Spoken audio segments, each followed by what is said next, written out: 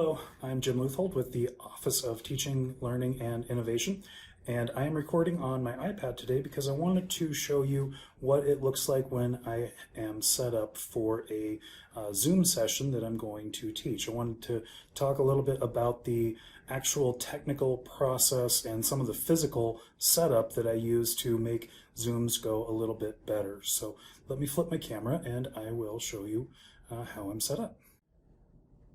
Okay, so I am in a conference room right now, and I wanted to reflect something similar to what most teachers out in the buildings have, a separate monitor and a dock. You should be able to have a similar setup. Just so you're aware, this is my outline. Never starting a video like this without preparation. Oh, look, there I am. Hi. So when I am running a Zoom, I find that dual monitors are pretty much a must. And this is really helpful because I can have my actual participants up over on, I can have my participants up on one screen, and then I can run the day-to-day business or the running part of the Zoom on my other screen. So like, I'll pull up my chat window and I will move that over to my second screen. So I will also have my participants window, which I can open, and if it's on the side here, there's a little menu up there where you can pop it out, but I'll take and drag that over as well. And when it's time for me to share my screen with my students, I'll drag all of my participants over as well.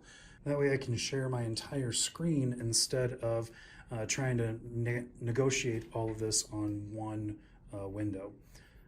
Another thing that is really helpful is to have a second person as a moderator and to make that person a co-host. So like if I wanted to make Tara a co-host, she's the other teacher in the meeting, I can come down here and make her co-host. Another piece is when I go to share my screen, much like I would have a screen dedicated to my Promethean board, I try to do the same thing when I'm on a Zoom. So if I had perhaps a Word document or a flip chart or a PowerPoint, I can have my PowerPoint up in this window, and then when I go to share my screen, I'm actually going to share my whole screen.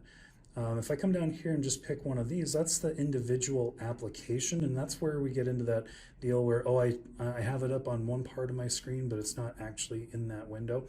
If I go with the whole screen, then everything that is in that green box shows up online, shows up for my students.